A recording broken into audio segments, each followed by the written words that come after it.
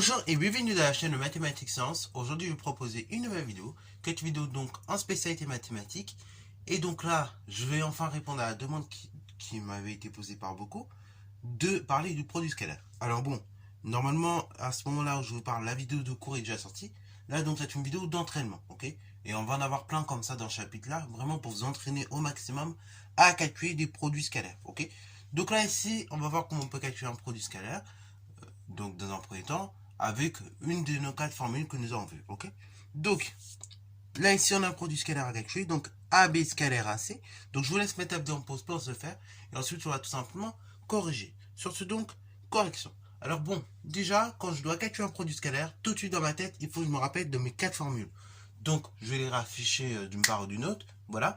Donc, voici les quatre formules, grosso modo, qu'il nous faut pour faire du produit scalaire. Donc, on a une formule juste avec les normes, une formule donc avec tout simplement donc les coordonnées, une formule également donc avec tout simplement la collinéarité des vecteurs, ok, bah voilà. Une formule surtout donc très importante lorsqu'on a un projeté orthogonal, et la dernière formule, donc le quatrième cas, la formule donc également lorsque tout simplement on a un angle, ok. Donc là, bon, on va pas y aller par 36 000 solutions. Donc là, au niveau des normes, alors pourquoi pas, on pourrait utiliser la formule des normes, sauf qu'à un moment donné, il faudrait faire intervenir un troisième vecteur. Ok, dans tous les cas. Il faudrait faire intervenir un troisième vecteur et donc une troisième norme. Donc ici, la formule de la norme, je peux oublier. Deuxième cas, la formule avec des coordonnées, on n'est pas dans un repère, donc là, pareil, j'oublie rapidement cette formule-là. Troisième cas, donc également la formule avec tout simplement la formule lorsque j'ai un projet orthogonal. Là, est-ce que je peux projeter un point sur une droite? Bon, pourquoi pas, mais je veux dire, on va pas atterrir sur grand chose. Il va nous manquer des données. Donc cette formule-là, je l'oublie. Donc, quatrième formule que j'utilise. Et en plus, c'est très bien. Là, j'ai un angle ici. J'ai la norme de deux vecteurs. Donc, c'est très facile pour le faire. Donc, je rappelle la formule. AB scalaire AC. Avec les angles, du coup, ça donne quoi?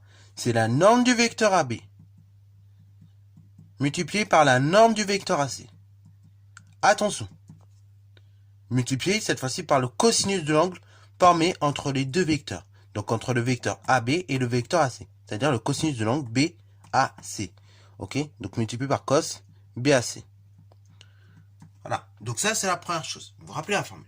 Deuxième étape va consister à déterminer la valeur du cosinus. Or, cosinus de l'angle BAC, donc de cet angle-là, c'est égal à cosinus de 60. Bon, alors là, pareil, cosinus de 60, c'est soit vous le savez parce que vous avez fait le chapitre sur la trigonométrie avant, ou parce que vous le savez de façon naturelle, ou soit vous ne le savez pas. La plupart du temps, on va dire comme pour l'instant, la trigonométrie n'a pas encore été abordée, dans ce cas-là, on va dire qu'on ne le sait pas pour l'instant. Mais quand on fera la trigonométrie, ça fera partie des valeurs remarquables à apprendre, et du coup, vous saurez à la mesure, ok? Bon, moi, je vous le dis, normalement, si vous effectuez le calcul, vous allez obtenir un demi, mais je vais vous montrer la manip à faire avec la calculatrice, parce que ça fait un petit moment on n'a pas fait de trigo, donc certains ont déjà oublié la manip. Donc la manip est très simple.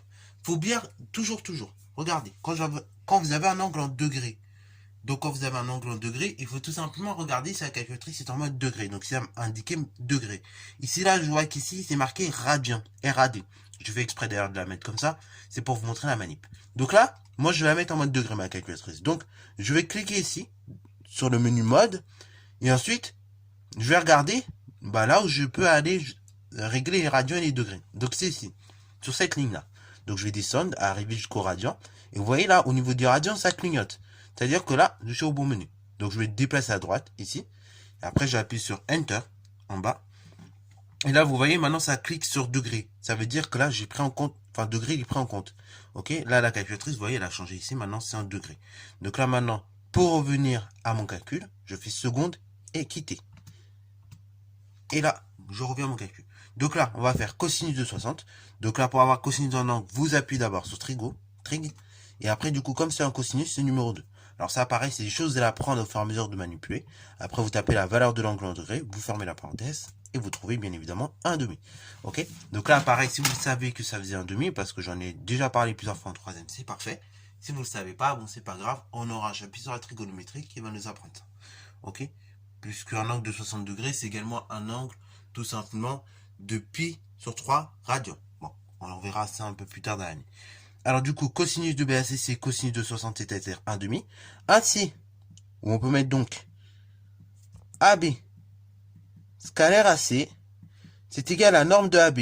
Donc la norme de AB, c'est la longueur AB, c'est-à-dire 3. Multiplié par la norme de AC, donc la longueur AC, 4. Multiplié par 1,5, c'est-à-dire la chose suivante. Donc là, je simplifie le 4 avec le 2. Multiplication par 4, une division par 2, ça peut simplifier ensemble. Ça fait donc une multiplication par 2 et une division par 1. Et 3 fois 2, 6, divisé par 1, ça fait donc tout simplement 6. Ok. Et là, je remultiplie par 1, bon, ça fait 6 dans tous les cas. Donc AB scalaire AC égale 6. Voilà, donc c'est tout pour cette première vidéo. Donc là, tu as bien vu qu'en fin de compte, c'est pas super compliqué. Donc là, pareil, s'il y a des petites difficultés, vous pouvez encore une fois remettre la vidéo et si vous rentraînez là-dessus. Parce que là, encore une fois, la difficulté de ce chapitre, c'est pas tant finalement les formules. C'est bien, vous les apprenez, mais il faut être capable de voir dans quel instant on utilise telle formule ou telle formule. Donc là, vous inquiétez pas, on aura pas mal de vidéos. Mais il faut en tout cas, au fur et à mesure, non seulement apprendre les formules et les comprendre surtout. C'est très important. Si vous les comprenez, c'est tant mieux et ça va vous aider. Ok, bravo. Donc sur ce, c'est la fin de cette vidéo. J'espère qu'elle t'a plu. Si c'est le cas, n'hésitez pas à la liker, commenter et bonne histoire en mathématiques et en sciences.